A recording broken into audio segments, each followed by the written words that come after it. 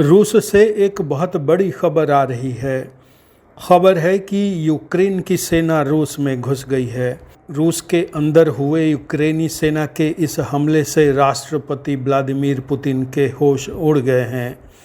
मंगलवार को हुआ ये हमला इतना गंभीर था कि रूस के राष्ट्रपति पुतिन को आनन फानन में बुधवार को अपनी सुरक्षा परिषद की बैठक बुलानी पड़ी।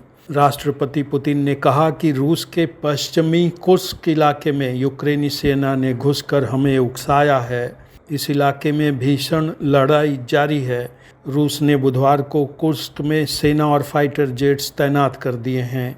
रूस के रक्षा मंत्रालय ने बताया है कि हमारी सेना ने यूक्रेन की सेना को और अंदर घुसने से रोक दिया है।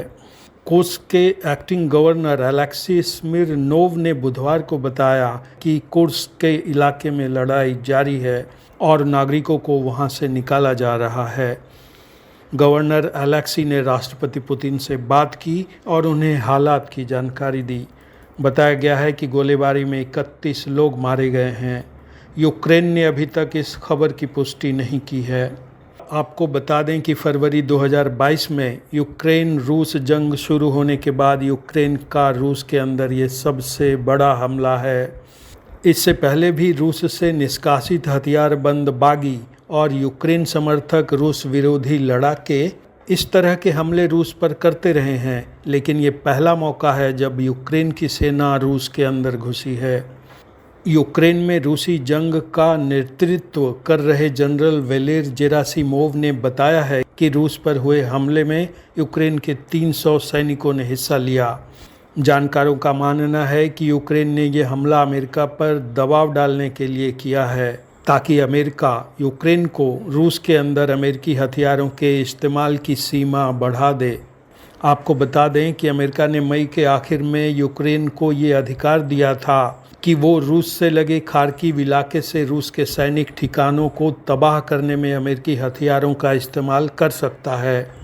यूक्रेन इससे संतुष्ट नहीं था, इसलिए इसी सप्ताह यूक्रेन का एक प्रतिनिधिमंडल अमेरिका गया और उसने मांग की कि अमेरिका यूक्रेन को अमेरिकी आर्मी टैक्टिकल मिसाइल सिस्टम से रूस के ठिकानों पर हमला करने की अनुमति दे। अमेरिका यूक्रेन को पहले ही F-16 लड़ाकू विमान दे चुका है। जानकारों का ये भी मानना है कि यूक्रेन के राष्ट्रपति व्लादिमीर जेलेंस्की ने इस हमले से अपनी जनता को ये संदेश देने की कोशिश की है कि यूक्रेन रूस में घुस सकता है। इस संदेश की ज़रूरत इसलिए आन पड़ी क्योंकि यूक्रेन की जनता युद्ध से थक चुकी है। यूक्रेन की जनता को लगता है कि राष्ट्रपति जेलेंस्की लंबे समय से रूस से जंग लड़ रहे हैं, लेकिन इसमें उन्हें कोई खास सफलता नहीं मिली है। खार्किव और खेरसान 2022 में यूक्रेन के हाथ से निकले थे, लेकिन यूक्रेन की सेना को इस इलाके में अब तक कोई बड़ी सफलता नहीं मिली है। मिलिट्री एक्सपर्ट के अनुसार 14 जून से अब तक रूस यूक्रेन के 112 वर्ग मील भूमि पर कब्जा कर चुका है। जानकारों के अनुसार यूक्रेन के इस हमले का राजनीतिक मतलब ये है कि जेलेंस्की अपनी जनता को ये बताना चाहते हैं कि हम अब भी रूस को परास्त कर सकते हैं।